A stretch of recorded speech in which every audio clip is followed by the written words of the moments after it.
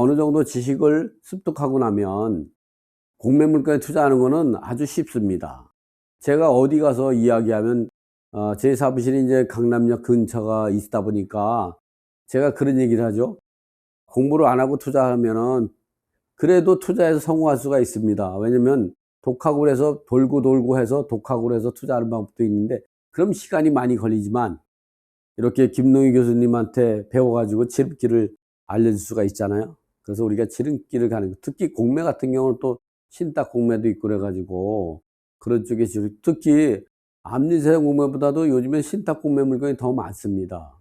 거기에는 또 이 파산재단 있죠. 우리가 개인이나 법인이 이제 회생 절차도 들어가고 또 이 파산 절차도 들어가잖아요. 그래서 파산 선고가 결정이 난다든가 인가가 난다든가 또는 개인 회생이 인가가 난다든가 그런 과정에서 이 공매물로 나오는 경우도 있고, 특히 파산재단 공매 같은 경우는 이용기한 공매 물건으로 나오기 때문에 제가 이번에 출간하게 된 원미동매 실전 투자의 비밀, 이 책에는 개인회생 물건하고 또 파산재단 공매 물건까지 찾아서 권리 분석하는 거하고, 그리고 배당도 어떻게 하는가. 우리가 배당하는 방법은 부동산 배당도 있지만 채권 배당도 있습니다.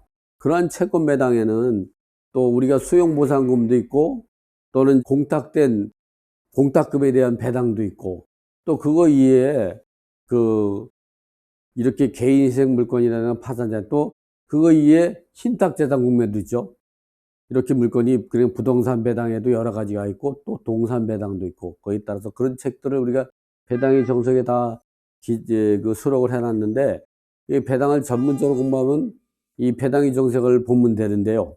그 책은 이제 보면 다 절판돼 가지고 12월 달쯤에 이제 개정판이 나올 겁니다. 제가 다 개정 작업을 해야 되는데, 어쨌든 여러분은 공매를 할 때에는 공매에서는 부동산 배당도 있지만 신탁재산 배당, 그리고 개인회생 및 파산재당에서 배당도 어떻게 하는 것도, 공매를 하려면 열심히 공매를 깊게 공부해서 이제 공매를 투자해서 전문가가 되려고 그러면 그러한 분야까지 섭득해야 됩니다. 특히 공매 같은 경우는 세금 때문에 공매가 되는 암지상 공매가 많고요. 또 신탁재산이 공매가 되다 보면 신탁재산에 대한 이 권리 분석과 배당 방법도 알아야 되고, 또 이 개인회생과 파산재단이 계속 늘어나잖아요. 사회가 혼란스러우면 스럴수록 계속 늘어날 것이고, 앞으로 그것은, 과거에는요, 이 공매 중에서 암리상 공매가 85%입니다. 나머지 15%가 이용기한 재산 공매였는데요. 지금은 바뀌었죠. 지금은 암리상 공매가 한 50%, 신탁재산 공매가 이제 거의 뭐 40%, 나머지가 10% 차지하고 그렇습니다. 그래서 어떻게 보면 이제 신탁재산이 암지산을 넘치고 있고요. 또 이번에는 이제 개인회생의 파산재산 이런 물건들이 앞으로는 증가가 이루어진다면, 그것이 또 이제 그 암지산 공매 30%, 신탁재산 30%, 또는 이제 그 파산재산 공매 30%, 나머지 10%가 공매 물건이 나오게 되는 이런 처지로 다 바뀌니까, 여러분들이 앞을 미래를 생각한다면 우리가 파산재단 공매 이런 부분도 우리가 관심을 가져야 된다. 특히 개인회생 같은 경우는 공매 절차가 진행되지 않지만 이제 개인적으로 회생위원 등이, 우리가 회생위원이라고 하거든요. 회생위원 등이 직접 그 소유자를 대신해서 매각 절차를 진행하는 경우가 있고, 또 이 파산재단 같은 경우는 파산관장이 매각하는 절차가 있거든요. 그래서 그런 부분도 우리가 앞으로는 이 해석 물건이나 파산 물건 같은 경우를 관심을 가지고 할 필요가 있다. 서론은 이거로 마치고, 그럼 우리가 공매 물건을 찾아서 이 권리 분석하고 투자하는 방법은 어떻게 되는가? 이 공매 물건을 찾을 때 일단 제 책에 있는 내용 갖고 간략하게 살펴보겠습니다. 이 책은 뭐 책의 234쪽에서 261쪽에 있는 내용입니다. 이 원미동매 투자의 비밀에 234에서 261쪽에 있는 거라, 나중에 여러분들이 강의를 듣거나 이 책을 사서 보실 때 그쪽에 찾아보면 되고, 지금 내용은 제가 이거는 본 강의에서 또다시 할 것이라 약식으로 제가 설명을 드리고 특강 1강을 마칠 겁니다. 그리고 특강 2에서는 원미대하면서 물건을 찾아가지고 아파트나 다세대 주택을 투자하는 것도 있고 오피스텔 투자도 해보고 해서, 또 이 암지상 공매도 찾아보고 신탁재산 공매도 찾아보고, 그래서 어떻게 권리 분석하는가를 간략하게 살펴보면서 40분을 마칠 겁니다. 자, 이제 그 책의 234쪽에서 261쪽을 보면요, 이렇게 나옵니다. 온미디 화면에서 공매 물건을 찾아 권리 분석하는 방법이죠. 이번 시간은 이제 제가 이제 세세하게 하지 않고 종합적으로 분석해 드리는 거기 때문에 이 강론적으로 세부적인 강의는 본 강의에서 합니다. 그러니까 지금 이 강의하는 중에서 이해를 못하는 부분이 있다도 그냥 넘어가시면 됩니다. 그것 때문에 고민할 필요 없습니다. 본 강의에서 얼마든지 충분한 하고, 오늘은 공매가 어떻게 분석하고 이러한 재미가 있다, 이것만 알면 되는 거죠. 자, 공매는 어떤 공매가 있냐면 이렇게 압류자산 공매, 수탁자산 공매, 이제 국유자산 공매, 유입자산 공매, 고정자산 공매가 있습니다. 예, 이거 이외에도 우리가 이제 이용기한 자산 공매가 있는데, 이런 것들은 이제 캠코 공매라고 하죠. 캠코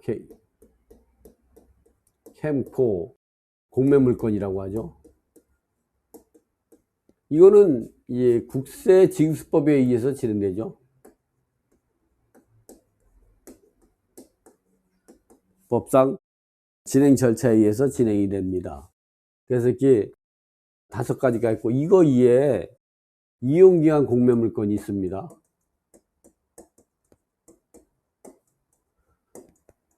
이용기한 공매 물건 같은 경우는 첫 번째 국유재산, 또 지방자치단체, 시, 군, 구 등이 나오죠. 세 번째는 국가기관,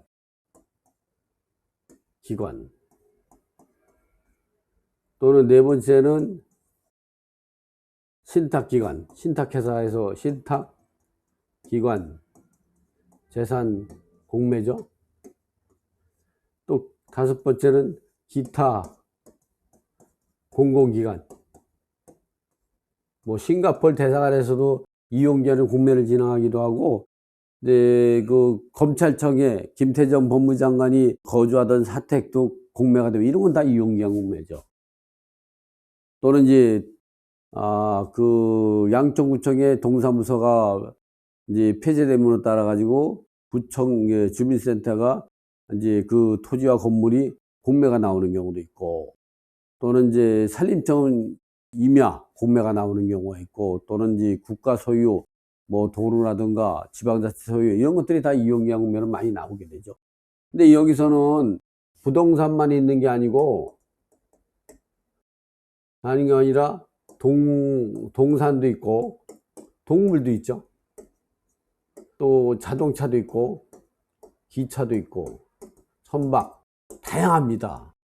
여러분들이 이 서울대공원에서 이용기한으로 가입해서 물건을 공매를 진행하는 걸 보면은 사슴 공매, 제가 한 10년 전인가 거의 15년 전 됐을 것 같습니다. 그래서 KBS 뉴스탑에서 출연해 달랬는데 제가 거절을 했습니다.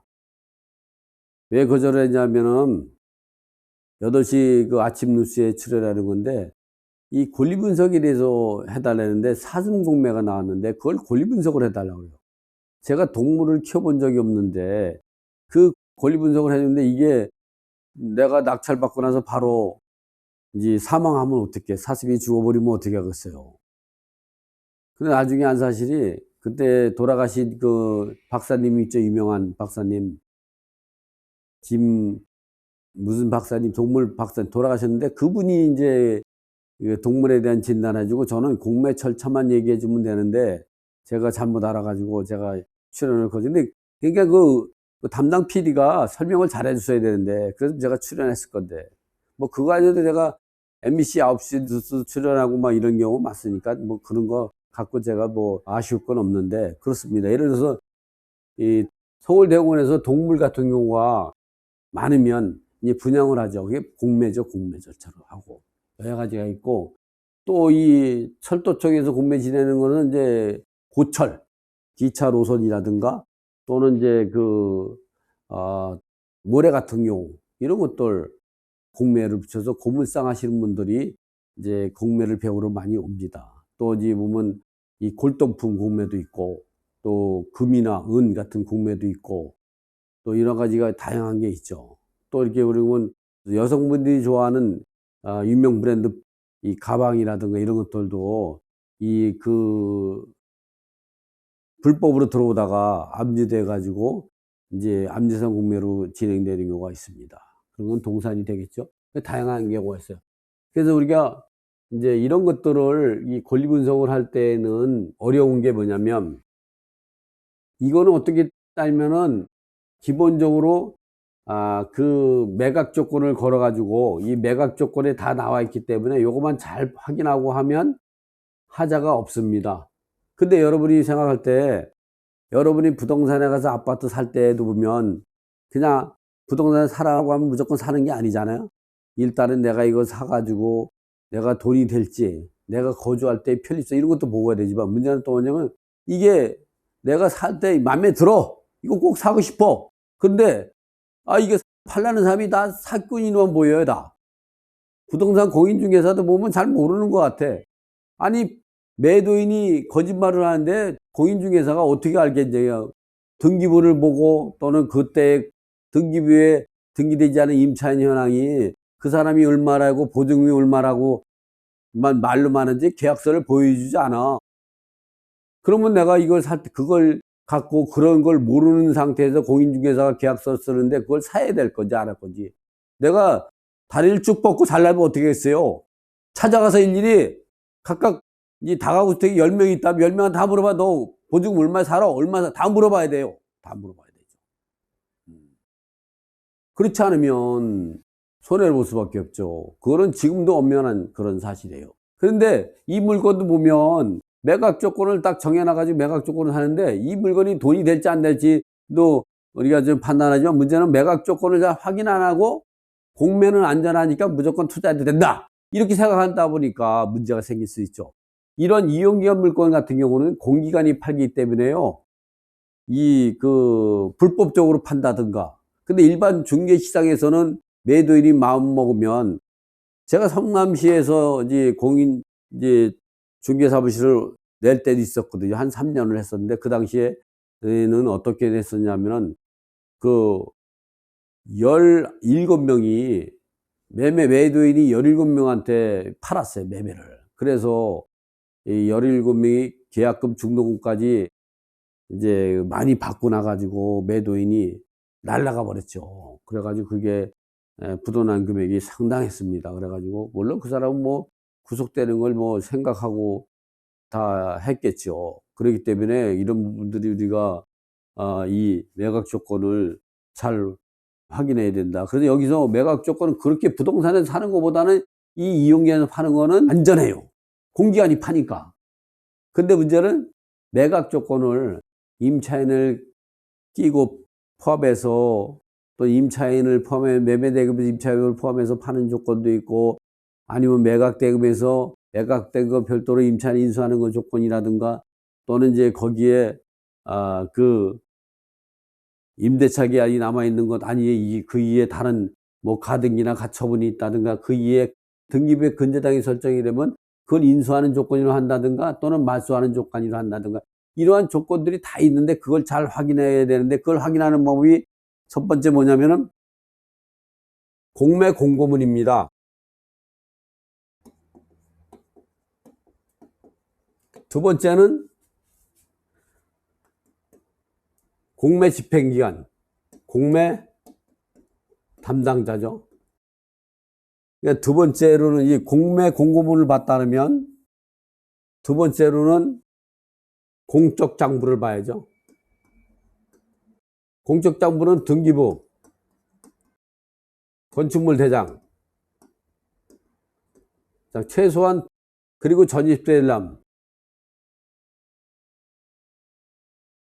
열람을 가지고 공매 공고문과 요 두 개가 분석해서 하고, 이해가 안 되는 부분은 세 번째는 공매 담당자. 근데 매각 조건은 공매 공고문에 있는데요, 이 공매 공고문이 한 장짜리나 두 장짜리로 돼 있어가지고 너무 난이도가 높아요.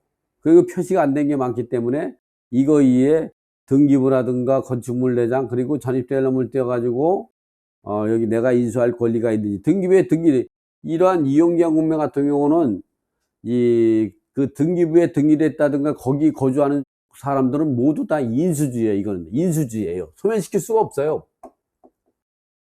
우리가 소멸주의로 가는 거는 대한민국의 소멸주의는 딱 두 가지가 있어요.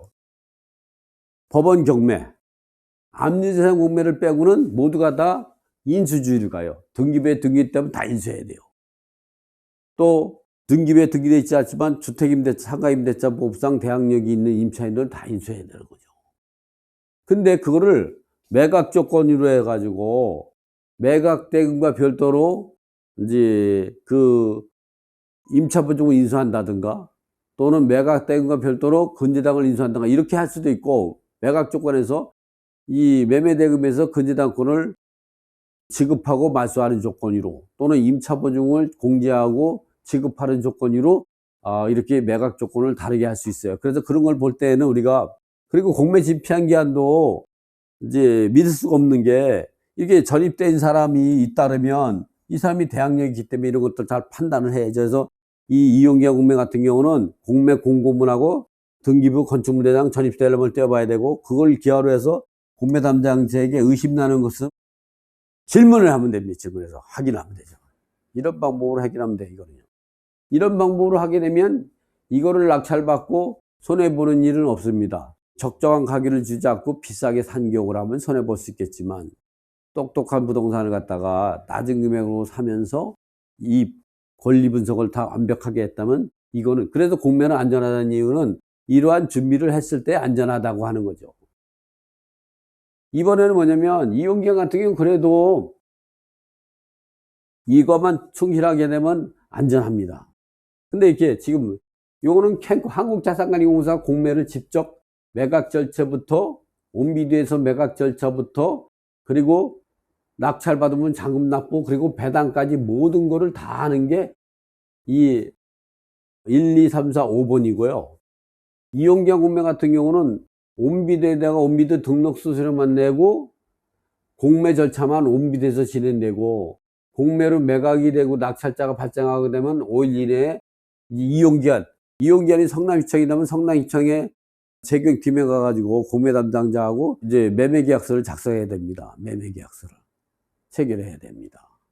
그러니까 우리가 보면 낙찰 받으면 이제 우리가 이 가계약을 했다고 생각하고 본계약을 체결해야 되는 거죠.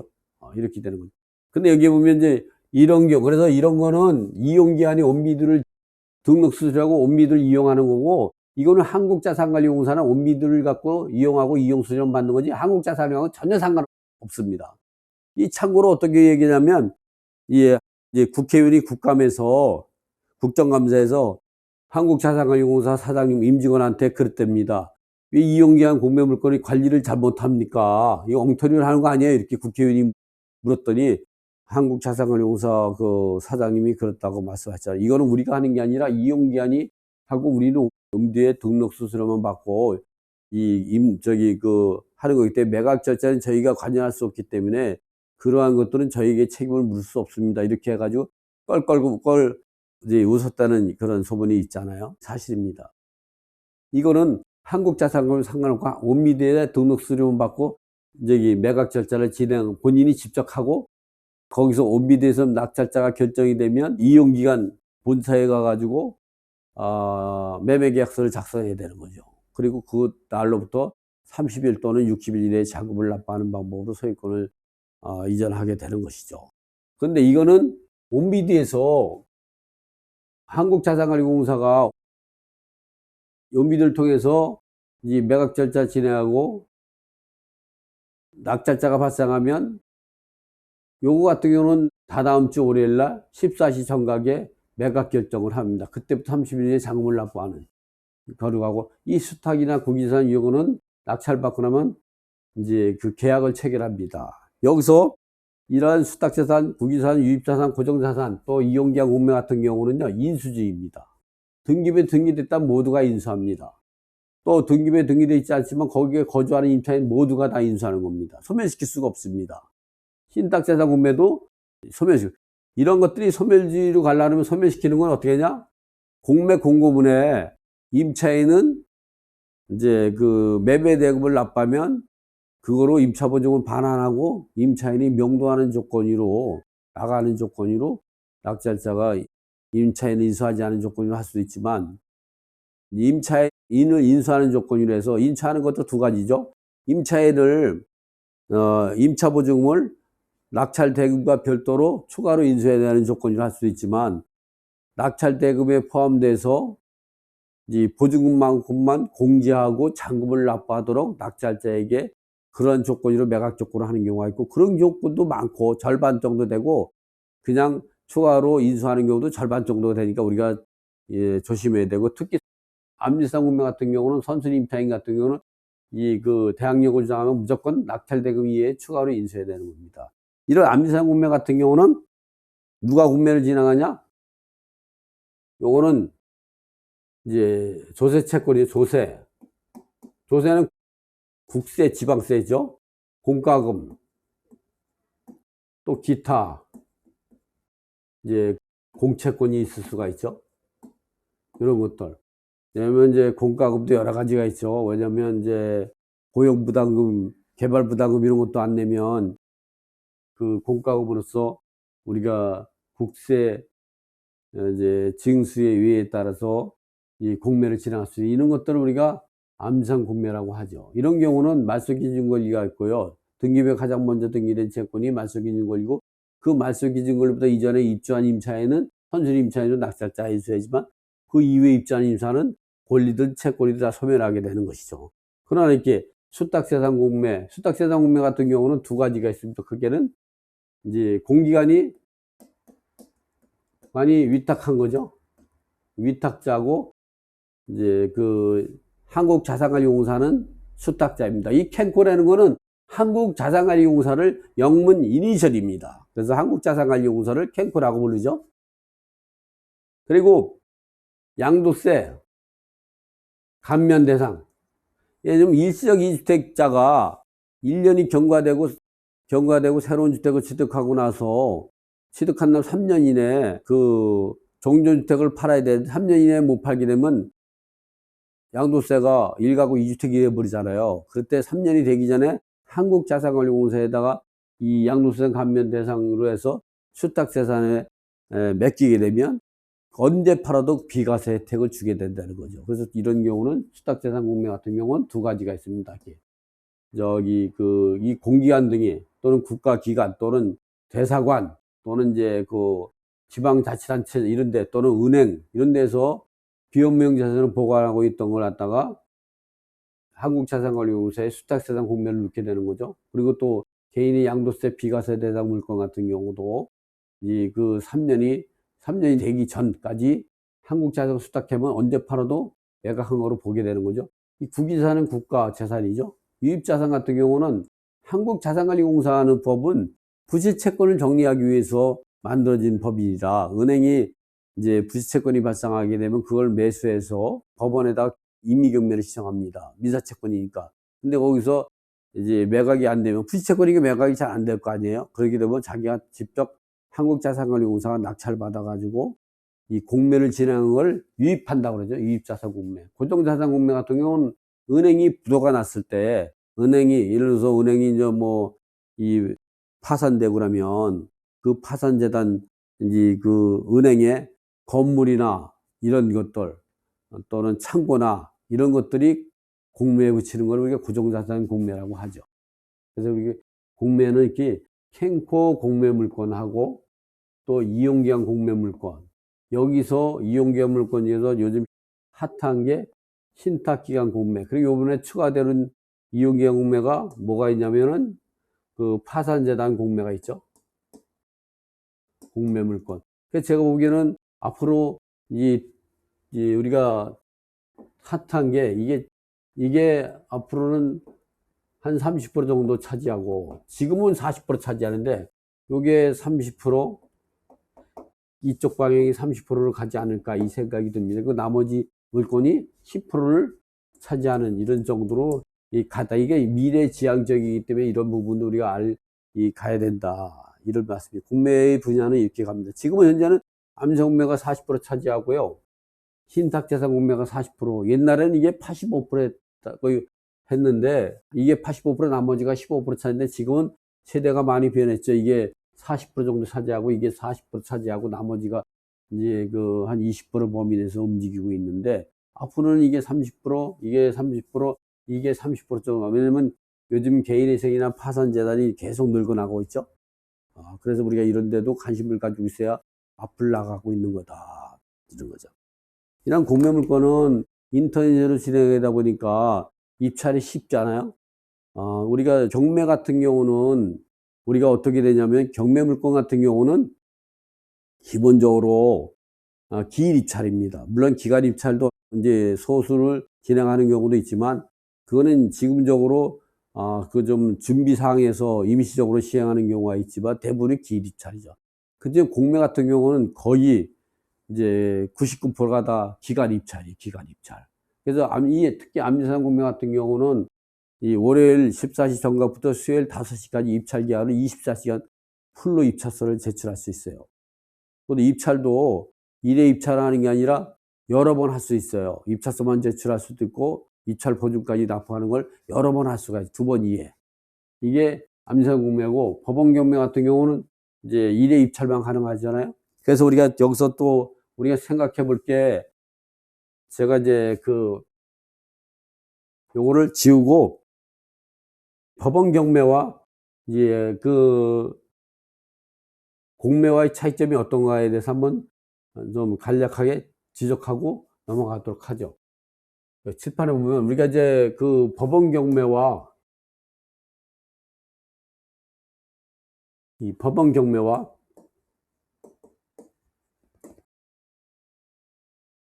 캔코 공매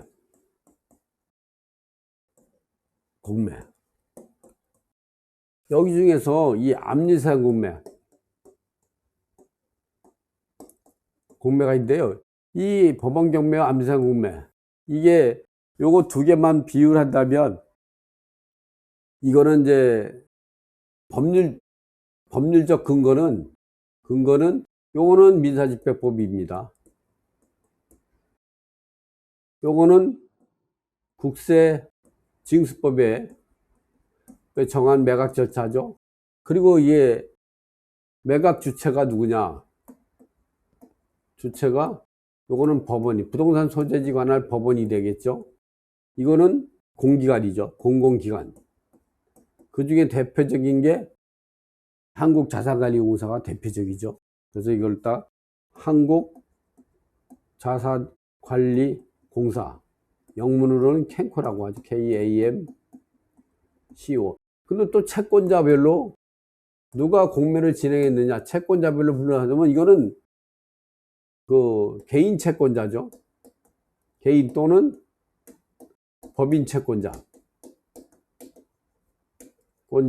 의해서 임의경매가 진행될 수 있고 강제경매가 진행될 수 있죠. 이렇게 진행할 수. 그리고 이거는 공채권이라고 볼 수 있죠. 공채권자가 이게 조세, 공과금, 그리고 공기관 채권, 공공채권이라고 해요. 공공채권이라고 하죠. 공공채권.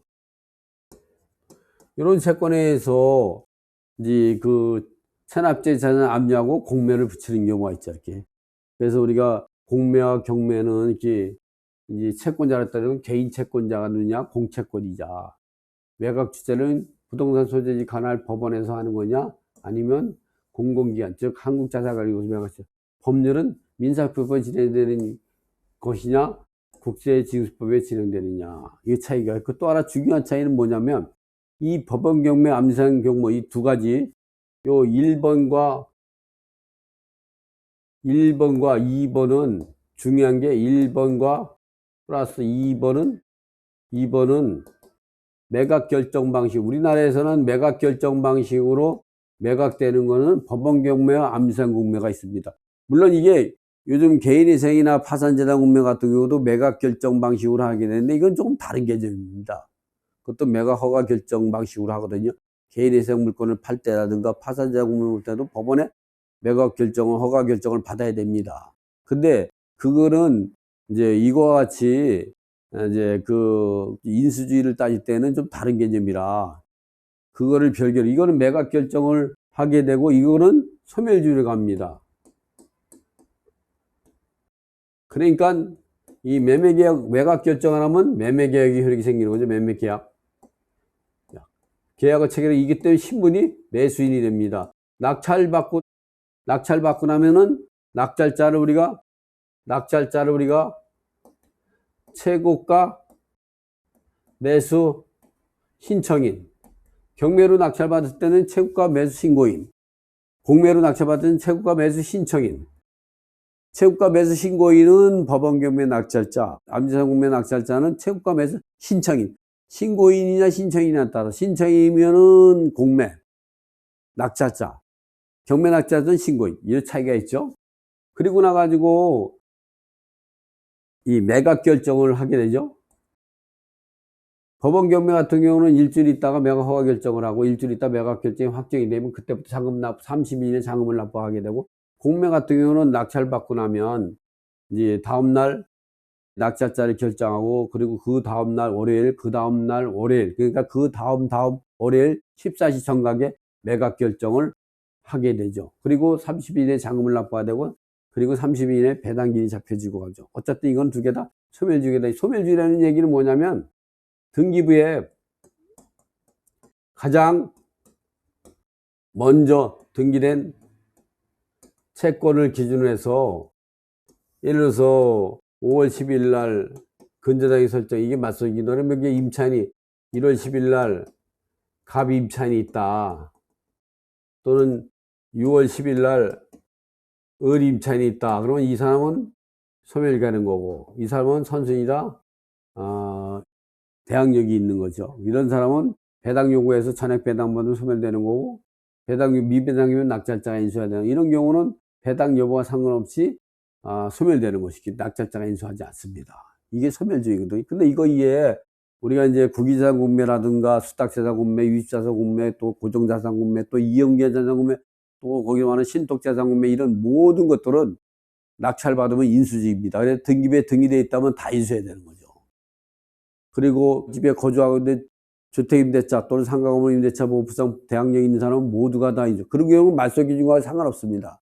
등기부에 등기된 채권 다 인수해야 되고. 근데 문제는 매각권으로 이 근저당권을 매매대금으로 지급하고 말소하는 조건을 매각한다, 또는 임차보증금을 이제 매각 대비 지급하고 주택을 인도해 주는 조건으로 하는 경우도 있지만, 사실은 그런 경우는 거의 없습니다. 이렇게 지금부터 이용기간, 구기자산, 수탁자산, 또 고정자산, 유입자산, 그 다음에 이제 이용계산 공매, 그리고 또 신탁자산, 이런 공매 절차에서는 등기부에 등기됐다든가 또는 임차인이 있다, 그러면 매수인이 인수하는 조건으로 해가지고 매매대금에서 공제하고 하는 경우도 있고, 매매대금과 별도로 해서 낙찰자가 인수하는 거로 매각찰자 실행하는 경우가 거의 7, 80%는 됩니다. 거의 80% 정도 잡으면 됩니다. 그 때문에 대부분의 등기부에 등기됐다든가 전입신고된 임차인 등이 따르면 인수할 수 있는 확률이 80%가 되기 때문에 우리가 조심해야 돼요. 이런 것들이 권리분석입니다, 지금까지. 그래서 우리가 이 법원 경매 같은 경우는 하고 암지상 공매는 이 등기 말소기준을 기준해서 먼저 전입한 사람만 인수하고, 이 등기부에 등기된 가압류, 압류는 무조건 소멸되는 거니까요. 이렇게 판단하면 됩니다. 권리분석은 이렇게 하면 된다. 지금부터는 이제 법원 경매와 암지상 공매의 차이점하고, 그리고 우리가 어떻게 권리 분석하는 것에 대해서 알아봤고요. 자, 이러면 우리가 그러면 물건을 온비드에서 어떻게 찾으면 되는가, 그 부분을 한번 좀 살펴보고, 온비드 하면서 또 직접 온비드 들어가서 로그인하고 찾아보는 방법을 하죠. 이렇게 이제 암지상 공매 40% 정도 하는데 신탁재산 공매가 요즘에는 상당히 많은 차지를 하고 있죠. 그래서 이제 이런 것들을 언제 보면 이렇게 이 캠코 암지상 43%, 구기자산 11%, 수탁자산 0.3%, 유입자산이 0.55%를 차지하고 이용기한이 45%를 차지하고, 이 이용기한의 대부분은 기타 일반 재산으로 분류되는 신탁재산 공매다. 그래서 이 공매가 진행 절차는 이렇게 나오는데, 요거는 뭐 본강에서 설명드리고, 오늘은 전략적으로 이제 그 온비드에 입찰된 물건을 분석하는 방법에 대해서 총체적으로 얘기하는 거라. 그럼 이제 우리가 온비드에 입찰하려면 온비드 회원을 가입하고 공동인수를 등록을 해야 합니다. 등록했다면 이렇게 회원 가입하고 공인인수를 등록한 다음에 공매 물건을 찾아가지고 분석할 수가 있는 거죠.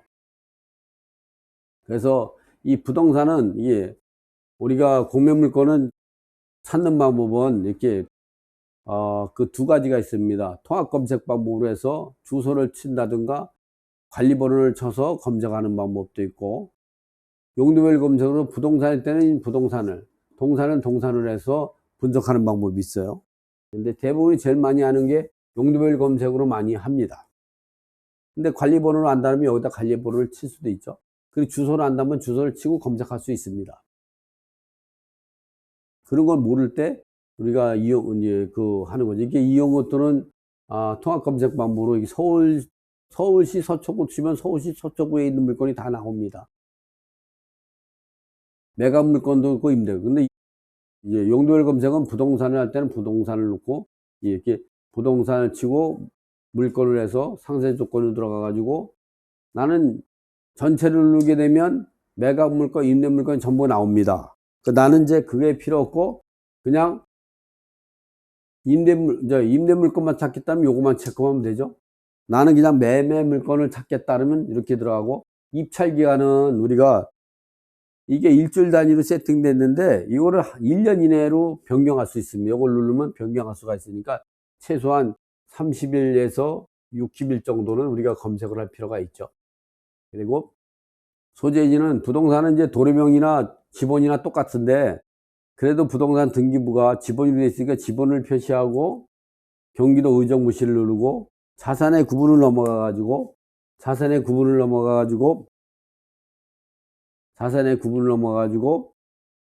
내가 암기상 공매를 찾겠다면 이걸 선택하면 되고, 이거는 캔코 공매 물건은 캔코에서 매각 절차부터 낙찰자가 잔금 납부하고 소유권 이전 등기까지 또는 배당 기일까지 다 하는 거죠. 물론 배당은 암기상 공매만 있지만, 그래서 이 암기상 공매를 선택할 수도 있고 국유재산 또는 수탁재산, 유입재산, 소탁담보 물건을 선택해서 검색을 하면 되죠. 이용기한의 물건을 찾겠다 그러면 이용기한에 들어가 가지고 이와 같이 국유재산, 이용기한이 국가재산이 이용기한 공매로 물건이 매각이 되는 거죠. 이 공유재산 같은 경우는 시군구 지자체 물건을 공유재산이라고, 기타 일반 재산은 여기에 포함되지 않은 모든 재산을 기타 재산으로 하게 되거든요. 그래서 신탁 공매 재산 물건은 여기에서 신탁 재산 공매 같은 경우는 기타 일반 재산으로 찾아서 이제 입찰하면 들어간다. 이거 선택해서 검색을 누르게 되면 내가 찾고자 하는 지역에 내가 찾고자 하는 캔코 물건, 내가 찾고자 하는 이용기한 물건을 찾을 수가 있는 것이죠. 그래서 여기다가 쓰면 책에 받아보면은 캔코 공매 물건하고 이용기한 공매 물건에 대한 설명을 자세히 해놨습니다. 그래서 좀 전에 보면 제가 검색할 때 경기도 의정부시라고 쳤죠. 그래가지고 검색을 누르니까 경기도 의정부시에 있는 물건이 뜹니다. 여기 중에서 경기도 의정부시 밀락동 756-7번지에 있는 한라 비발디 아파트를 검색을, 여기 빨간색이 적색 글씨가 있다는 건 지금 입찰 기간이고, 검정 글씨는 지금 입찰 기간이 아니라는 표시입니다. 어쨌든 제가 이거를 한번 검색해서 물건을 분석해 보도록 하겠습니다. 국유재산 선택해서도 나올 수 있고, 또 이게 다른 물건도 선택할 수 있고, 동산 다 할 수가 있습니다. 또 동산도 똑같은 방법으로 선택할 수가 있죠. 그래서 제가 의정부시에 선택한 물건을 갖다가 이제 한번 분석하는 방법을 했는데, 이렇게 우리가 공매는 진행하는 기간마다 매각 조건과 권리 분석이 다르게 해야 된다. 좀 전에 제가 설명드렸죠. 이제 암지상 공매는 어떻게 되고, 국유재산, 수탁재산, 암지상 같은 경우는 소멸지율에서 말소기준 권리 기준에서 소멸이냐 인수를 판단하고, 그 밖에 국유재산, 수탁재산, 유입재산 이런 것들은 인수주의이기 때문에 우리가 매각 조건, 공매 공고문을 통해서 매각 조건, 그리고 공적 자문인 등기부나 건축물 대장, 그리고 공매 담당자를 통해서 또는 전입대리점을 통해서 확인해야 된다는 설명을 드렸어요. 어쨌든 제가 좀 전에 온비담에서 경기도 의정부시에 있는 밀라동에 있는 아파트를 분석했어요. 이게 분석을 하면 첫 번째, 해당 공고문을 봐가지고 이게 어떠한 매각 조건에 의해서 매각이 되는지를 확인하고, 2차적으로는 입찰 이력을 봐야 됩니다. 입찰 이력은 과거에 이제 유찰돼서 넘어왔는지 아니면 낙찰자가 있어서 입찰 보증을 모수당한 사람이 있는지, 이런 내용들이 입찰 이력 간단합니다. 그리고 나서 이렇게 1번, 2번, 3번 식으로 물건 정보를 가야죠. 이렇게 분석을 하게 됩니다. 보니까 여기에 보면은 이 물건을 보니까 처분 방식 매각이고 암지상 공매입니다. 용도는 아파트고 대지와 건물 전용 면적이 있고, 감정평가 금액은 2억 9,400이고 입찰 기간은 이때입니다. 그리고 배분 요구 종기가 2016 6월 27일이고 최초 공매 공고, 이게 2016 5월 11일. 최초 공매 공고라는 거는, 우리가 공매 같은 경우는 지금은 법이 바뀌었지만 과거에는 1회부터 6회까지 공매를 최초 공매를 하고, 매각이 안 되면 45일 이내에 2차 공매 공고를 하게 됩니다. 재매각 공고죠. 근데 지금은 법이 바뀌었죠. 지금은 어떻게 하냐면 1회부터 10회까지 합니다. 그래도 유찰될 때는 재매각 공고를 하고 또 매각하죠. 이 공매는, 암지상 공매 같은 경우는 10%씩 정액적으로 떨어집니다. 가격이. 그래서, 그리고 또 중요한 거는 이거를 봐야 됩니다. 내가 표시가 되어 있는 거는 할 수가 있어. 공동 입찰도 가능하고 대리 입찰도 가능하고 차순위 매수 신고도 가능하고 2회 입찰서를 제출할 수 있습니다. 이 미만의 경우는 단독으로 입찰하면 무효로 한다는 거죠.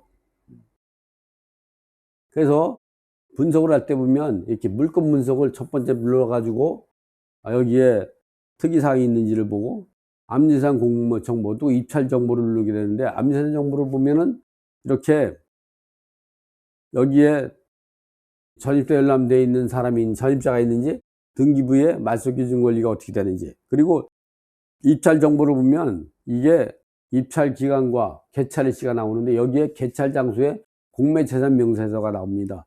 이 공매재산서는 뭐냐면 법원 경매서 매각 물건 명세서라고 보시면 됩니다.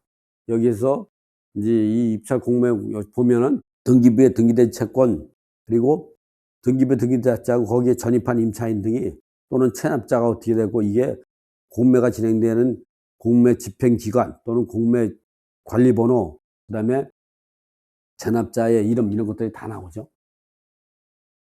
그리고 이 물건을 보니까 이렇게 방이 3개하고 욕실이 2개입니다. 그리고 주소는 여기 있죠. 우리가 이제 이 말소 기준을 찾고 인수할 권리가 있는지를 확인해야 된다. 그러려고 그러면 어떻게 했냐?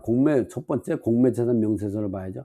이 공매재산 명세서를 보면은 이와 같이 공매를 의뢰한 사람이 구로세무서입니다. 관리번호가 이렇게 되고, 최초 공매 공고가 2019년 11월 13일이니까 이전에 입주한 임차인은 소액 임차는 최우선 면제 받고 나머지는 확정 일자 우선 면제 받는데, 이 이후에 입주한 임차인은 최우선 면제권 없고 확정 일자 우선 면제권으로 받을 수 있다. 이런 걸 이해하면 되죠. 소액 임차를 결정하는 기준은 우리가 공매 공고일이 압류일이니까 공매 공고일 이전에 대항력이 발생해야 되죠.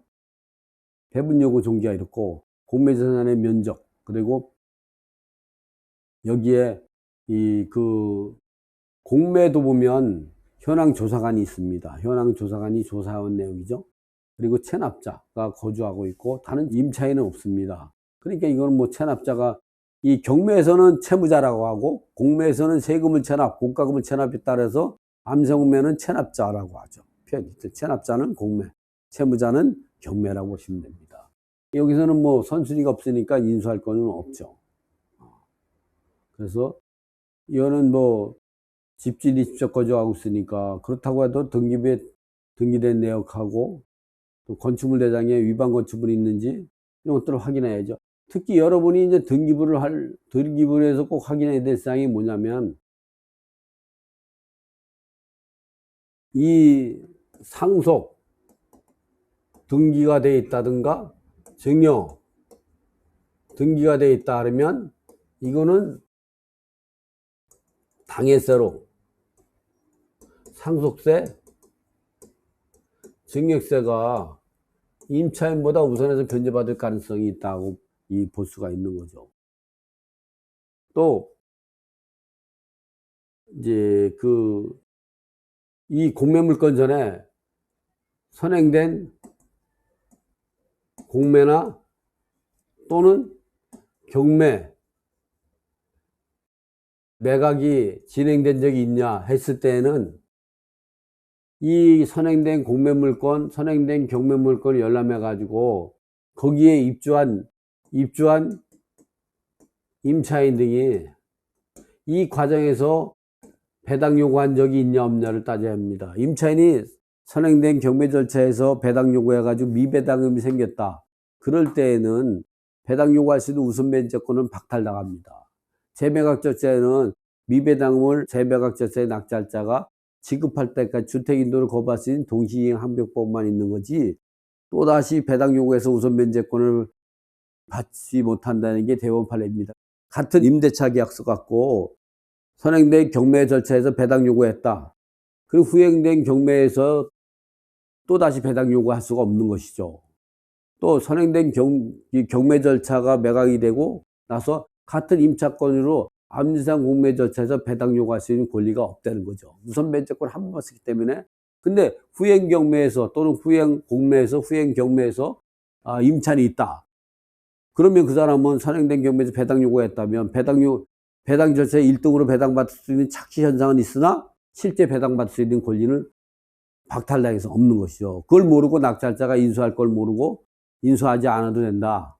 전액 배당 받으니까 인수하지 않아도 된다는 예상 배당을 짜고 믿고 들어갔는데 배당에서 배제된 것이죠. 왜냐면 너는 선행된 경매, 선행된 공매에서 배당 요구이기 때문에 여기서 배당 요구 권한이 없고 낙찰자에게 지급을 요구한다. 그럼 낙찰자는 그 지급을 또 다시 해야 되니까 예측하지 못한 손실을 보게 되니까 여러분이 경매나 공매를 잘하면 등기부를 반드시 봐가지고 상속등기 등기가 되기 때문에 상속세 증여세가 미납될 수가 있으니까 그거가 있다면 이거로 인해서 선순위 임차인보다 먼저 배당받게 되면 그로 인해 가지고 한다. 근데 물론 요즘에는 이 2024년 4월 1일부터 법이 바뀌어 가지고 국세기부법하고 지방세 기본법이 바뀌어 가지고 이제 당해세는 기본적으로 국세, 지방세, 당해세 같은 경우 상수세, 증여세, 그다음에 종합부동산세, 그다음에 재산세, 자동차세 이런 것들은 기본적으로 이제 저당권, 무채권, 즉 근저당, 담보가 등기 또는 임차인의 확정 일자 우선 면제 우선에 변제받을 권리가 있지만,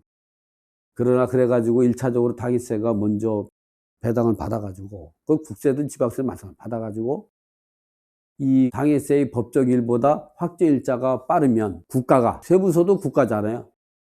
시군구청도 국가잖아요. 국가가 대신 변제해 주도록 법이 바뀌었습니다.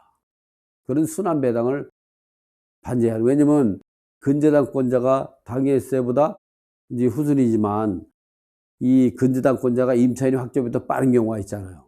그렇다면 이걸 당해세는 근저당을 이기고 근저당은 확정일자를 이기고 확정일자는 당해세를 이긴다 그러면 순환배당을 하니까 순환배당을 방지하기 위해서 당해세가 돈을 받아가지고 자기보다 호적이 빠른 새 임차인에게 대신 변제해 주도록, 그래서 표현을 대신 변제해 준다고 바뀌었습니다. 국가가 빌라왕 사태를 방지하기 위해서 2024년 4월 1일부터 시작. 그거는 국세도 그렇고 지방세도 마찬가지입니다. 그러니까 등기부를 봐서 이거는 꼭 좀 확인 여러분들이 좀 봤으면 좋겠다는 생각이 들어서 말씀드립니다. 그리고 이 건축물 대장을 보는 거는 등기부가 건축물 내용이 틀릴 수도 있고 또는 위반 건축물을 보기 위해서 그런 거죠. 어쨌든 말소기준을 기준해서 인수냐 하고 분석하는데 마지막으로 조건을 공매 공고문하고 공매재산명세서를 다시 확인해라. 왜냐면 공매 공고문이라든가 공매재산명세서는 수시로 변합니다. 내용이 변할 수가 있거든요. 그러니까 입찰 들어가기 전에 마지막으로는 공매 공고문하고 공매재산명세서를 꼭 확인하고 입찰해야 된다는 말씀을 드립니다. 그래서 이번에 특강 1은 여기까지 마치도록 하겠습니다.